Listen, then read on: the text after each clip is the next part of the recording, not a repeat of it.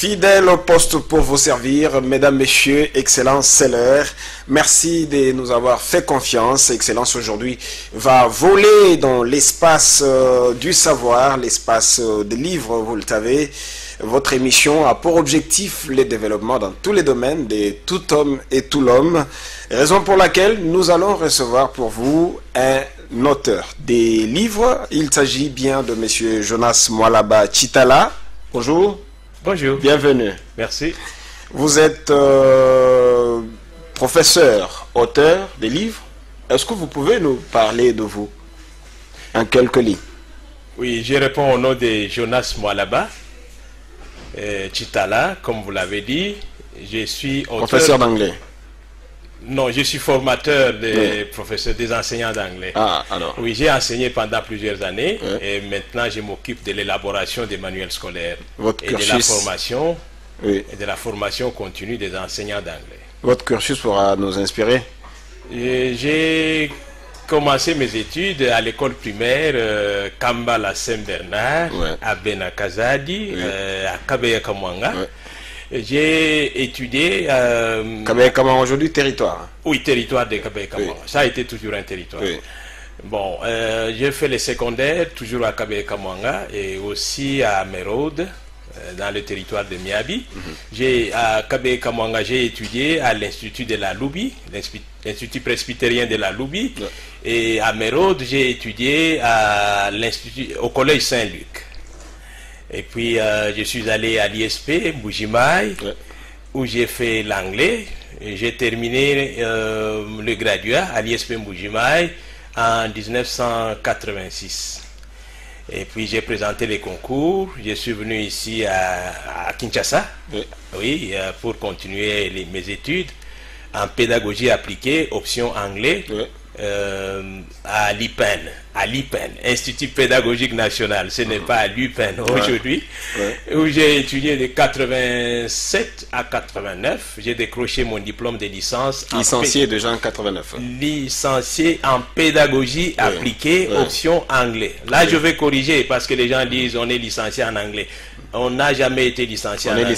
On est licencié en pédagogie appliquée, option anglais. Ok. Et puis, plus tard, j'ai fait la théologie. Et j'ai étudié à l'UPC. J'ai commencé... Université protestante. Oui, j'ai commencé la théologie en 2007. Un premier graduat pour terminer la licence en 2012. Alors, qu'est-ce que vous devenez aujourd'hui après la théologie? Vous êtes apôtre, pasteur, Je évangéliste? suis pasteur. Comment vous conciliez les deux avec l'anglais? Bon, l'anglais, je suis maintenant au ministère de l'EPST comme traducteur à la Commission nationale pour l'UNESCO et je m'occupe de l'élaboration des manuels scolaires et aussi de la formation des enseignants, comme je viens de le dire. Et le pastorat, je l'ai fait à l'église. Ouais. J'essaye de concilier les deux parce que c'est ce que Dieu m'a donné. Il me demande de le faire. C'est juste un service. Alors, je révèle à nos téléspectateurs que je vous ai découvert à la foire du livre, sur la grande place de l'Indépendance, en face du palais de la justice. Hein, donc, et là, nous avions suivi à plusieurs fois le président des édits scolaires répétés, demander aux parents d'acheter, de payer les livres pour leurs élèves. Aujourd'hui, la question que nous voulons vous poser, vous, auteur des ouvrages, quelle est la place du livre aujourd'hui dans la vie des enfants? Les livres, c'est un outil très important pour la formation de nos enfants. Et sans les livres, il n'y a pas de formation.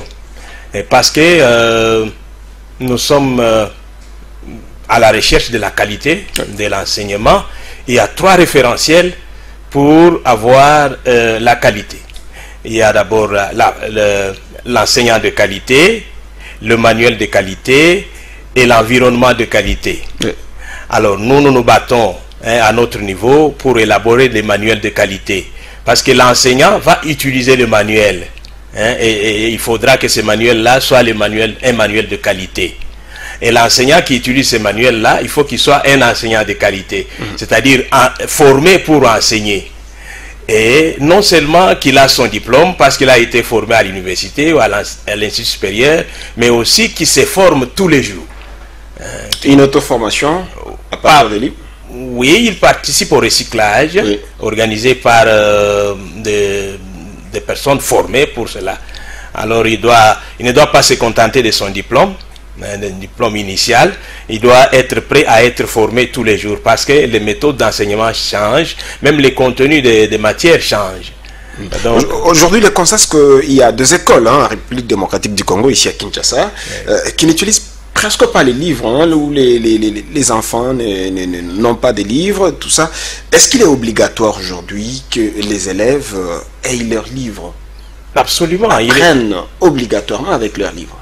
Et c'est ça le problème. Il faudra absolument que les élèves aient le livre entre leurs mains pour pouvoir accéder au savoir. Le savoir se trouve dans le livre. Et quand l'enseignant se trouve devant là, il n'enseigne pas tout. Il n'enseigne pas tout. Et le problème est que dans notre pays, il y a tendance à négliger la lecture. Et c'est ça le problème. Et c'est ça vraiment le problème. Et les enseignants, et que ce soit les enseignants, les parents et tout le monde, on néglige les livres. Et vous voyez, c'est pourquoi les édits scolaires, les responsables d'édition de manuels ont organisé cette foire du livre là pour donner l'occasion aux parents d'acheter les livres pour leurs enfants et pour eux-mêmes. Parce que les parents trouveront toujours quelque chose dans les livres. Et pour eux-mêmes. Et pour eux-mêmes. Et pour eux-mêmes. Et même vous, les journalistes, vous trouverez quelque chose. Exactement. Vous trouverez quelque chose dans les livres qui sont exposés à la foire du livre sur la place de l'Indépendance. Sur la place de l'Indépendance, oui, en face du palais de la justice. Et nous rappelons à nos téléspectateurs que c'est une foire qui prend fin le 10 octobre. Parcourant votre livre, on s'en sort tant bien que mal avec votre anglais. Ici, nous avons découvert que vous aviez aussi publié, écrit quelque chose d'intéressant. Donc, la nouvelle éthique mondiale face à l'éthique chrétienne et la tradition sapientiale Luba Kasai. Oui, ça c'est mon... Ça a attiré notre attention. Oui, ça c'est mon mémoire de licence en théologie, oui, que j'ai transformé en livre à la demande du jury. Oui. Les jurys qui étaient composés de professeurs révérend Ekofo et professeur... Le révérend Ekofo. Oui, oui, oui, il était membre du jury et qui avait lu mon mémoire, et professeur Munduku Dagoga et professeur Meme, et ces jurys-là, après la publication des résultats, juste après ma défense, m'a demandé de pouvoir transformer mon mémoire en livre. Est-ce qu'on peut en avoir l'économie? Bon, là, je fais une étude comparative entre la nouvelle éthique mondiale et l'éthique chrétienne et la tradition sapientiale Luba Kasai, ou la sagesse Luba Kasai, pour parler en termes simples. Oui, je trouve que la nouvelle éthique mondiale est en tension face aux 2 autres éthiques. L'éthique chrétienne et la sagesse Luba Kasai se marient quelque part, s'embrassent. Tandis que la nouvelle éthique mondiale est... aux antipodes des autres éthiques, dans la mesure où cette nouvelle éthique mondiale encourage les enfants à bafouer l'autorité parentale, par exemple, et ça encourage les enfants à... Là, c'est plus l'Europe oui, oui, c'est en train de venir. Oui. C'est en train de venir chez nous. Ici, si on ne fait pas attention, ça va entrer dans nos maisons. Donc, nous devons faire très, très attention. Et cette éthique-là est en train même, c'est en voie même d'entrer dans les églises, en Afrique. En Côte d'Ivoire, par exemple, c'est déjà entré. En Afrique du Sud, n'en parlons pas. Mais si nous avions écrit nous avons fait des recherches, c'est pour... dire aux chrétiens congolais et aux Africains, comme les Luba Kasai, il faut faire attention avec la nouvelle éthique mondiale qui est en train de venir. Parce que ceux qui véhiculent cette éthique-là, ils ont beaucoup de moyens.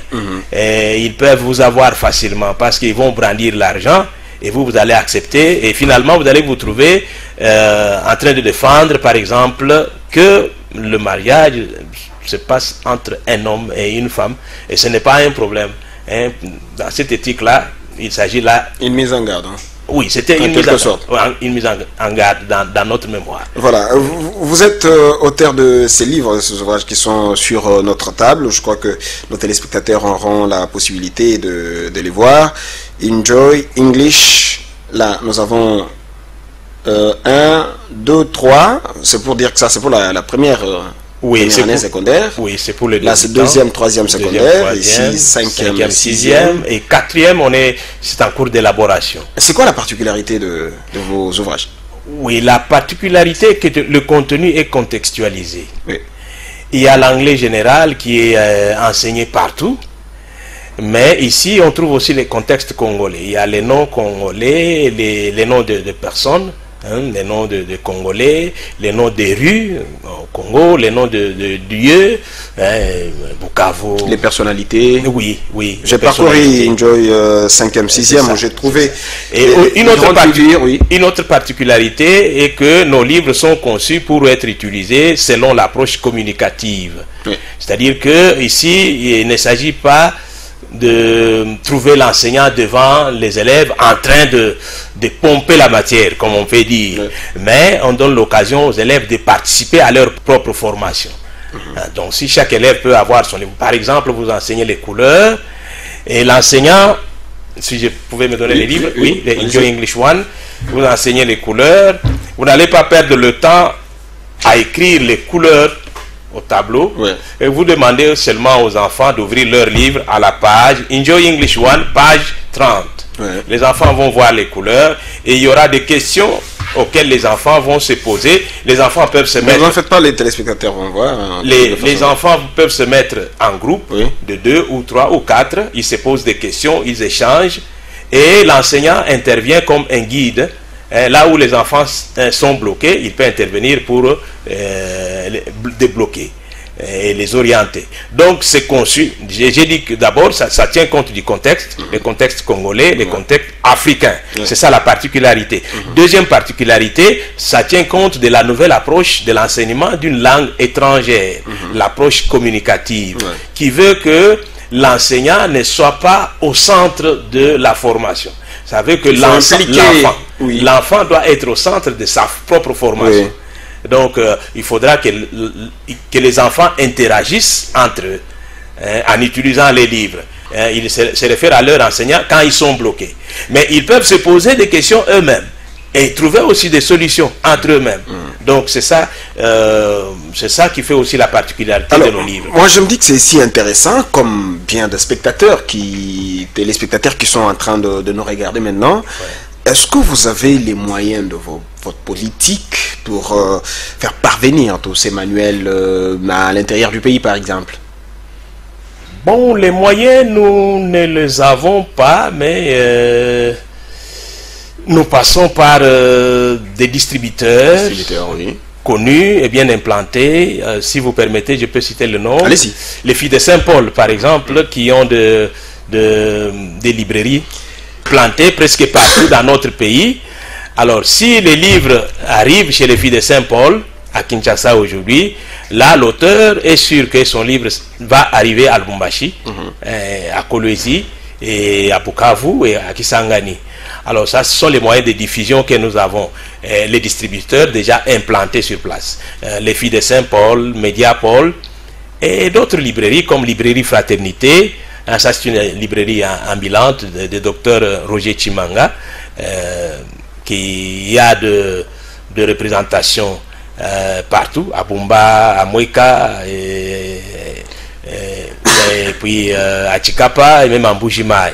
Alors, nous utilisons ces distributeurs-là, traditionnels, pour diffuser nos livres. Pour avoir été en contact avec beaucoup des éditeurs, beaucoup d'auteurs de livres, nous sentons vraiment une certaine inquiétude. C'est comme si on vous a enlevé votre fierté d'auteur de livres ici en République démocratique du Congo par rapport aux autres auteurs ailleurs.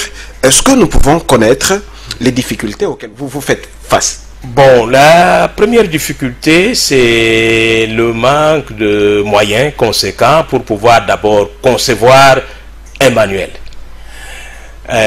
Nous nous battons avec le moyen de bord, ce n'est pas que nous nous plaignons, parce que quand bien même que nous n'avons pas de moyens, nous continuons à faire quelque chose. Mais c'est une difficulté énorme devant laquelle nous nous trouvons, oui. Mais nous essayons de surmonter ça en comptant sur nos propres moyens. Alors, c'est pourquoi nous continuons. Vous faites avec vos propres moyens? Oui, d'abord pour la recherche, oui, et l'élaboration des manuels. La conception de nos livres, nous les faisons avec nos moyens. La recherche et la conception, nous les faisons avec nos moyens. Oui. Maintenant, pour la production, nous allons vers les éditeurs. Et puis, nous avons commencé avec l'éditeur qui est bien connu, c'est le Centre de recherche pédagogique. C'est avec le Centre de recherche pédagogique que nous avons publié le premier manuel. Malheureusement, nous n'avons pas amené un exemplaire ici. La correspondance anglaise. Là, nous avons publié à 97. Donc, le Centre de recherche pédagogique, c'est une maison d'édition CRP. Oui. Donc, c'est une maison d'édition des missionnaires d'Esquet. Donc, c'est la première maison d'édition qui nous a publié en 97. Ça a publié notre manuel intitulé An English Correspondence Course for English as a Foreign Language Learners. Alors, c'est ce manuel-là qui est utilisé dans toutes les écoles de la République pour enseigner la correspondance anglaise. Après ce manuel de correspondance anglaise, nous avons publié Enjoy English 1, toujours aux éditions CRP. Ouais. Aux éditions CRP. Alors, Enjoy English 2, 3, nous l'avons travaillé en Afrique du Sud, en collaboration avec Maria Lati et Sonia Gauss. Donc, ce sont des auteurs sud-africaines. Nous avons travaillé avec elles à Stellenbosch, en Afrique du Sud. Alors, sur place ici, comme la maison d'édition qui allait nous publier, Pearson Education Africa, attendait que l'impression des livres soit financée par les gouvernements congolais, et les démarches n'avaient pas abouti, alors ils ont décliné l'offre. Donc la maison d'édition a décliné l'offre, alors que le travail était déjà fait et les manuels étaient déjà agréés par le ministère. Alors ils m'ont dit, bon, tu peux te débrouiller toi-même pour imprimer les livres. C'est pourquoi j'imprime avec mes propres moyens en noir-blanc. En noir-blanc. En noir-blanc. Oui, ça pour trouver ces livres. Avec le moyen de bord. Avec le moyen de bord. Alors je le fais en noir-blanc, mais s'il y a de personnes de bonne volonté qui peuvent me soutenir, les livres seront publiés en couleur, et ça sera d'une très bonne qualité. Vous comptez déjà combien de livres publiés? Les manuels scolaires, je compte déjà 4. Je viens de parler des correspondances anglaises, ouais, publiées en 97, ouais, révisées en 2012. En 2015, j'ai publié Enjoy English 1. 2015, la même année, j'ai publié Enjoy English 2 and 3, que j'ai commencé à travailler en Afrique du Sud, avec la collaboration des deux auteurs sud-africaines. Et maintenant, j'ai Enjoy English 5-6, que je viens de publier à Cotonou, à Bénin, par les éditions La Édition. J'ai commencé avec un éditeur congolais, mais nous nous sommes butés à un problème parce que et les éditeurs et les auteurs congolais, nous avons des problèmes d'argent. C'est ainsi que je me suis référé à cet éditeur béninois qui nous a publié en grande quantité. On a produit pour la première édition, il a imprimé 10 000 exemplaires et c'est arrivé il y a 2 semaines. Okay. Alors nous sommes en train de... Et comment les retrouver? On peut le retrouver à la foire parce que là-bas, nous avons trouvé un distributeur qui a accepté de nous accompagner dans la diffusion de notre livre. C'est Librairie Livres pour les Grands Lacs. Est-ce que vos livres, comparativement aux autres, sont épargnés du piratage? Bon. Ah là, nous nous battons pour éviter ça. Vous voyez, moi je suis, bon, avant même de faire la théologie, je suis éduqué, mon père a été enseignant, lui-même, c'est lui-même qui m'a enseigné en première année, c'est mon père qui m'a enseigné à lire. Votre propre père? Oui, c'est mon premier maître, mon père. Donc il m'a éduqué de telle sorte que je ne peux pas tricher. Je ne peux pas tricher. Donc ça, c'est exclu pour moi. Alors je fais un effort, hein, je fais un effort pour éviter le piratage. Et vous n'êtes pas victime du piratage? Vos ouvrages ne sont pas victimes de piratage? C'est ça la difficulté, hein, c'est ça le plus grand problème. On est en train de pirater nos livres, on les photocopie. C'est un mal que nous devons combattre parce que ça appauvrit les auteurs et ça décourage les éditeurs. Parce que les livres, comme notre éditeur béninois, hein, nous sommes allés vers lui et il nous a acceptés. Maintenant, il vient d'imprimer 10 000 exemplaires. Alors, si ces gens-là qui sont dans ce métier-là de piratage, de photocopiage, ils tombent sur les livres, ils photocopient. Les livres qui sont imprimés... Mais vous êtes quand même protégé par l'État congolais. Oui, la loi est là. Oui. Mais la loi est là. Mais ces gens-là... Mais nous n'avons pas le pouvoir pour les arrêter. C'est pourquoi nous demandons à l'État de nous protéger. Voilà. Hein, la loi est là. Nous avons même le dépôt légal congolais et le dépôt légal béninois. Mais nous avons besoin de l'apport de tout le monde. Et vous, les journalistes, et toutes les personnes de bonne volonté, pour nous accompagner dans cette lutte contre les piratages et le photocopiage de nos livres. Vraiment, ça nous décourage et ça nous appauvrit. Parce que si vous rencontrez un auteur congolais, contrairement aux auteurs dont je vous ai parlé ici, les auteurs sud-africains, bon, vraiment, ils vivent bien. Mais nous, les auteurs congolais, nous avons l'amour de servir notre pays. Vous les faites par passion, en fait. Oui, parce que, oui, d'abord, c'est pour rendre service d'abord. Hein, un auteur, d'abord, c'est pour... Sans but lucratif. Sans but lucratif. C'est pour servir d'abord. L'argent peut suivre. Notre objectif n'est pas l'argent. Mais nous avons besoin d'argent. Il faut nécessairement avoir de moyens pour relancer. Mais c'est ça. Mais nous ne visons pas vraiment l'argent. Nous visons le service. Hein, comment rendre le service à notre population. Je vous ai dit que moi j'ai commencé mes études. J'ai étudié ici au Congo. J'ai étudié ici au Congo. Je suis formé ici au Congo. L'anglais que j'écris ici, je ne suis pas allé étudier ça aux États-Unis. Maintenant, je rends à mon pays ce que mon pays m'a donné. Comprenez? Donc, j'ai étudié au Congo. Ce n'est que le master que je suis allé faire en Afrique du Sud. Hein, mais toute ma formation, je l'ai eu au Congo. Alors, qu'est-ce que moi je peux rendre à mon pays? Si ce n'est que de donner ce que j'ai. Hein, ce que j'ai reçu de mon pays. Alors, les talents que Dieu m'a donnés, alors je donne. Mais l'argent peut suivre. L'argent peut suivre si nous sommes soutenus, si nous sommes soutenus par l'État congolais et tout le monde, et l'argent peut suivre. Je rappelle à nos téléspectateurs que vous êtes en train de suivre l'émission Excellence. Je reçois pour vous sur ces plateaux M. Jonas Mwalaba Chitala, lui qui vous a présenté toute cette litanie de livres scolaires. En dehors des livres scolaires, vous avez fait d'autres publications? Oui, il y a mon mémoire de licence en théologie, l'éthique mondiale face à l'éthique chrétienne et la sagesse Lubakasai. Il y a aussi fondement éthique d'une nouvelle citoyenneté congolaise que j'ai publié en 2014 après ma formation, mes études théologiques à l'UPC. Donc j'ai écrit fondement éthique d'une nouvelle citoyenneté congolaise. Alors là, l'argument central est que les Congolais ont besoin de l'éthique. Nous avons tout sauf l'éthique. Le changement de mentalité. Oui, ça passe par une éducation à une nouvelle citoyenneté. Et cette nouvelle citoyenneté-là doit être une citoyenneté éthique. Alors, qu'est-ce qui vous arrive lorsqu'on vous dit, par exemple, qu'il est difficile pour un Congolais de lire? Il y a des anecdotes, par exemple, il faut cacher de l'argent à un Congolais, il faut les cacher dans les livres. Qu'est-ce que vous dites à ces téléspectateurs que vous suivent, qui trouvent, par exemple, que c'est du gaspillage, en tout cas du temps, pour se mettre devant un livre et lire?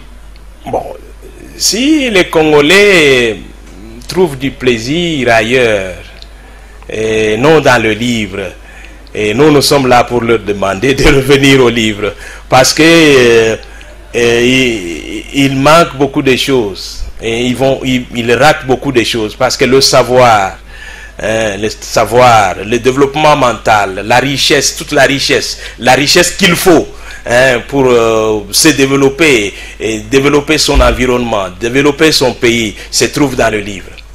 Tout ce que vous cherchez se trouve dans les livres. Alors, si vous avez ça, vous pouvez faire beaucoup de choses. Mais si vous négligez les livres, vous êtes en train de vous tuer vous-même et vous êtes en train de tuer votre société. Si cela est vrai, bon, mais il y a des Congolais qui se démarquent, et nous sommes de ceux-là. Oui. Parce que moi, si je ne lis pas, je suis malade.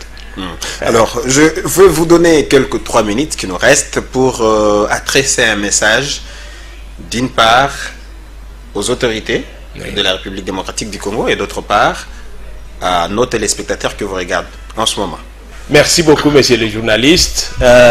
Ici, nous nous adressons aux autorités de notre pays pour leur demander de nous accompagner dans notre lutte pour contribuer à la qualité de l'enseignement de notre pays.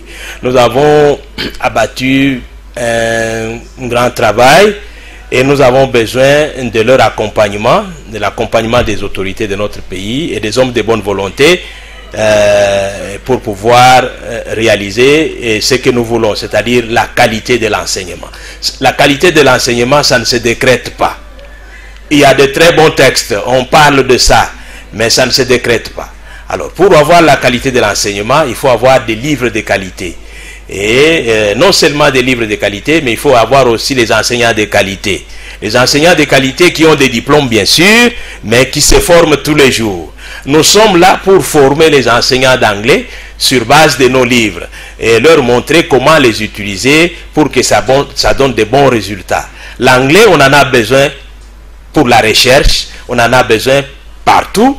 Alors, les autorités feront mieux de nous accompagner dans notre lutte pour éviter la déperdition scolaire. Un mot à nos téléspectateurs amoureux du magazine Excellence qui vous regardent en ce moment. Bon, je leur demanderai de passer, jeter un coup d'œil aux livres qui sont exposés à la place de l'Indépendance. Qui malheureusement prend fin le 10 octobre. Oui, nos livres sont là. Enjoy English 1, Enjoy English 2, 3 and Enjoy English 5, 6. Et vous trouverez aussi la correspondance anglaise qui est utilisée partout dans nos écoles. Nous avons besoin de votre soutien. Ça a été un plaisir pour nous de vous recevoir sur ce plateau, Monsieur Jonas Mwalaba-Chitala. Merci d'avoir répondu à notre invitation. Je vous en prie. Merci à vous, chers téléspectateurs, vous qui regardez et qui aimez bien votre magazine Excellence. Merci à Clovis et à mon ami Walou Konka. Merci beaucoup pour avoir été derrière les caméras. Merci à Alva Kediazo, lui qui nous a réalisé. Merci à Freddy Papi Mandeke. Merci à Marcelin Tcheswaka, lui qui est le 2G des Congo Web Télévision. Et enfin, je dis merci au boss Chabani Record. Encore une fois, mes condoléances, lui qui vient de perdre son père. Je vous retrouve très prochainement pour un autre numéro du magazine Excellence. À plus.